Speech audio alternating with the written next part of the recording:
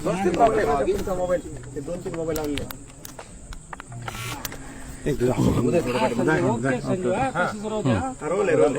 निवडणुकीची तारखा जाहीर झालाय. आज आपण जरांगे पाटलांची भेट घेतली. नेमका उद्देश काय होता?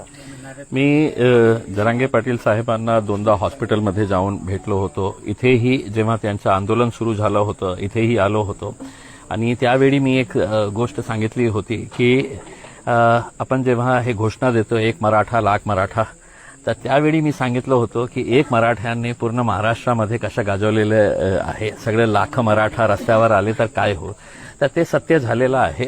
आणि मी जरांगे पाटील साहेबांचा सुरुवातीपासून फॅन आहे या कारणाने की एक छोटासा गावाचा एक सामान्य माणूस आपल्या समाजाच्या हितासाठी जेव्हा त्याची प्रामाणिकता लोकांना करतं तर सगळं समाज त्याच्या मागे कशा येतो त्याचा एक ज्वलंत उदाहरण म्हणजे जरांगे पाटील साहेब आहे. आणि ते आपल्या भूमिकेवर ठाम आहे की कधीही त्यांनी आपली भूमिका बदललेली नाही आहे. ते आपल्या समाजासाठी लढत आहे. आज चांगली गोष्ट हे आहे की त्यांनी आम्हाला जेव्हा हे कळलं की सगळं आता निवडणूक जवळ आलेली आहे आणि जरांगे पाटील साहेबांचे आम्ही हे ऐकलं होतं की तेही निवडणूक लढणार आहे. त्यांचं म्हणजे त्यांच्या वतीने काही लोक निवडणूक लढणार आहे. तर त्या अनुषंगाने आणि आज जे समाजामध्ये जे चाललेलं आहे त्याच्या बाबतीत चर्चा करण्यासाठी आम्ही आलो होतो. चाय पीने के ऊपर चाय के ऊपर चर्चा करने के लिए चाय भी पिए, यहाँ पे बातचीत भी की उसमें. अब आगे देखेंगे जो भी होगा. तो विधानसभेत जरांगे पाटील आणि तुम्ही एकत्र आम्हाला दिसणार आहात. देखिए जैसा अभी जरांगे साहब ने आपको बताया है कि कुछ दिनों के अंदर कुछ ना कुछ तो जो भी फैसला लेंगे, मैं अकेला अपने तौर के ऊपर मेरी पार्टी का फैसला नहीं कर सकता हूं. जरांगे पाटिल साहब की सबसे अच्छी बात यह है कि जब भी उन्होंने कोई फैसला लिया है अपने समाज के साथ चर्चा करके, समाज के जिम्मेदारों के साथ चर्चा करके उन्होंने फैसला लिया है. उसमें हमारी सिर्फ उम्मीद यही है, हमारी सिर्फ ख्वाहिश यही है कि आज महाराष्ट्र में जो राजनीतिक परिस्थिति है, जितने भी एस्टैब्लिश्ड पॉलिटिकल पार्टीज है या जो प्रस्थापित नेता लोग हैं, इनका लोगों का विश्वास इनके ऊपर से खत्म हो चुका है. तो जब तक आप नए चेहरे नहीं लेके आएंगे, लोगों का विश्वास जो है नए चेहरों के ऊपर होगा और लोगों को लगेगा कि नहीं भाई यही लोग बार बार चुनकर आ रहे हैं करके. आज भी राजनीति के अंदर देखिएगा, आज विधानसभा, आज एमएलएस का ये हुआ है, एक बाप मंत्री रहता है, बेटे को आमदार बना दिया जाता है, मतलब बाकी और कोई नहीं है. ये घरानेशाही कहीं ना कहीं तो खत्म होनी चाहिए ना उसमें. तो आज अगर कोई ऐसी कोशिश की जा रही है तो हम उस कोशिश के अंदर पूरा साथ देंगे जरांगे पाटील साहब को. जरांगे पाटलांनी बुद्धिबळाचं उदाहरण दिलंय. तुम्ही एका बाजूने एकत्र आलात आणि पुढचा कोण आहे राजा जो तुम्हाला मारायचा आहे?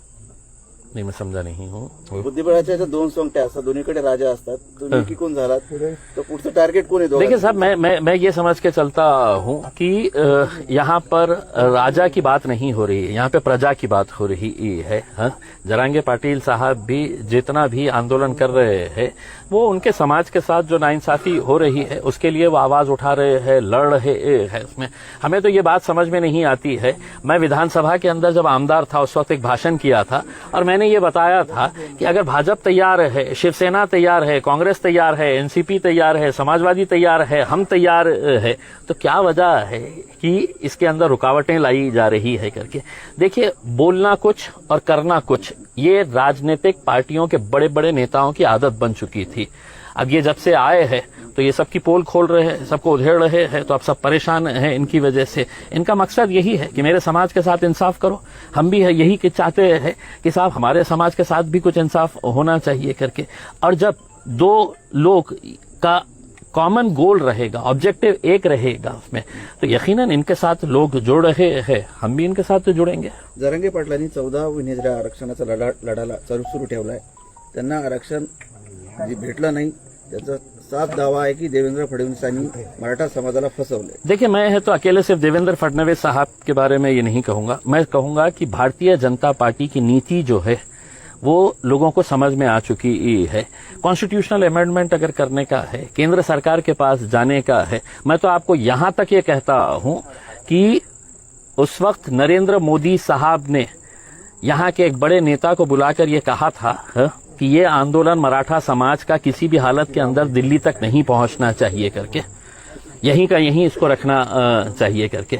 तो उनकी नीति रही है ये, लेकिन अब वो एक्सपोज हो चुके हैं बहुत हद तक, जो है सबको समझ में आ रहा है कि इसके पीछे किसकी साजिश है, क्या षड्यंत्र रचे जा रहे हैं करके। कौन है वो नेता? मैं तो आपको शुरुआत से ही कहा हूं ना, भारतीय जनता पार्टी है और उनके जितने भी है नीचे से लेके ऊपर तक, ये